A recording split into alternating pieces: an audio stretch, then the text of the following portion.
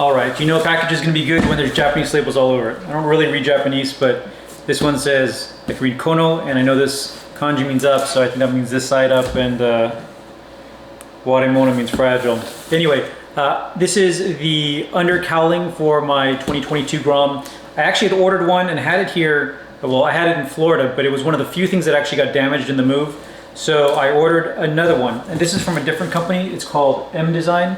Both are from WeBike, and both were about the same price. They were about $150, and then shipping was about $30. This model, though, the one by M-Design, was listed as being HRC approved. So this is the same design as the Honda racing one that you've probably seen some pictures of. It has this really ugly, in my opinion, ugly piece that goes in the rear that I wasn't interested in, and also a cowling that goes over the headlight. If you're actually only on the track, I need the headlight, so I only ordered the under cowling, but I think this one looks really good. I've seen a lot of people have one from, I can't remember, some MSX accessories, I think, in Thailand, and that's an ABS. It's a piece of plastic, and it's got some vents on it that I think look a little strange, but I'm really excited about this one. So, anyway, this is the piece. It is made of fiberglass. The outside finish is pretty good. This one actually looks slightly higher quality than the other one that I had. I can't remember the company from the first one. I'll link it, or I'll pop some text over the video here, but this comes with a instruction manual, and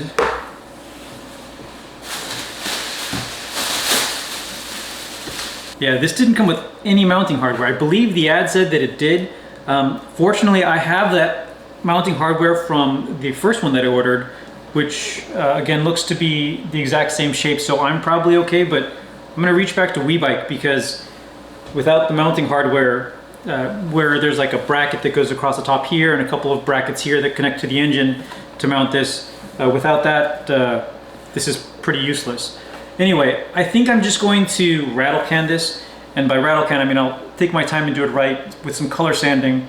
But this being so low on the bike, and I'm also going to cover it in decals, probably not worth spending $200 on a paint. The overall finish of this is pretty good. It looks better than the previous one that I had, and it doesn't look like there's much prep work required.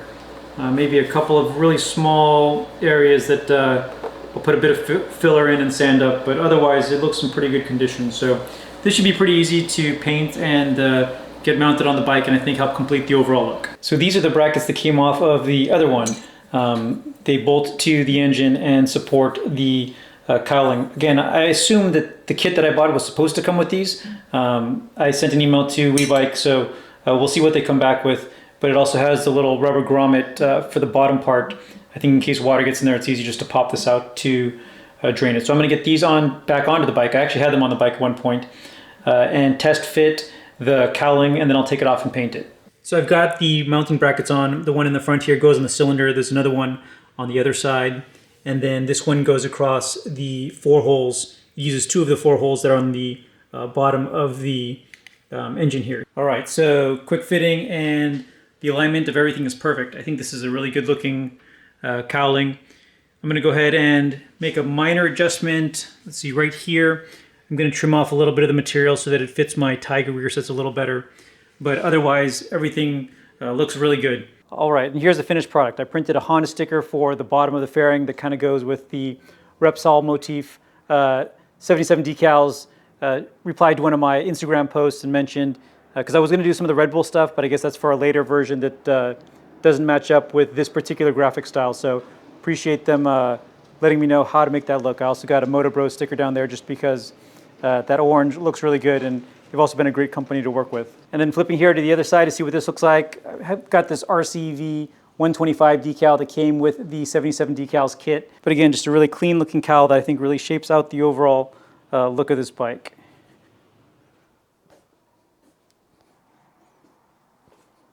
And I just got this package dropped off, so I thought I'd throw this into the video too. Just a couple of dress-up parts from Chimera Engineering, the in-house engineering leg of Steady Garage. So let me pop these open. These will be really simple installs, just a dress-up piece for the clutch cover and one for the cam gear cover on the other side. Now that I'm here in California and being relatively local to these guys, it's next day shipping pretty much for the free standard shipping, so that's nice. When I was in Florida, it took a few days to get across the country, although now I've got the opposite problem with companies like TST and DHM, which is over there in Florida. So you win some and you lose some. These are just number 5 Allen bolts. And they're not tight at all. That's probably less than 9 foot-pounds. Oh yeah, this is just this may just be plastic.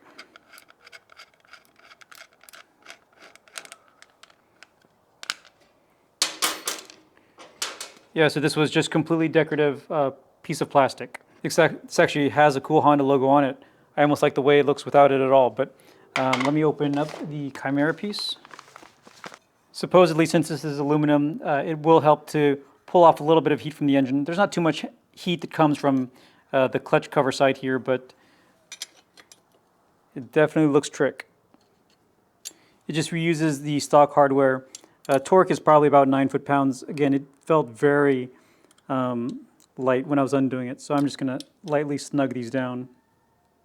Again, this is just a dress-up piece, but definitely looks cool. And then over here on the other side, this cam gear cover has some pretty significant fins. I do believe that this will help with heat dissipation just because this has no fins right now. These have fins that are maybe a centimeter or longer. Looks like I do need to pull the rubber grommet that's off this and pop it onto this one.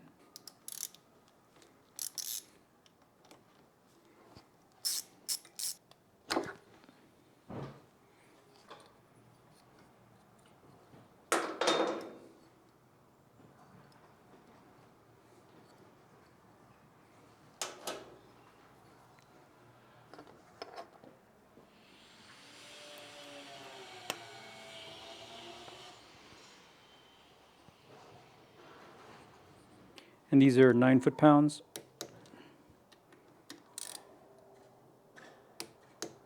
They have this in a lot of different colors. I decided to go with the raw finish because it matches the washers that I already have from Chimera, and also I kind of have that motif with the silver front forks and the polished aluminum rear.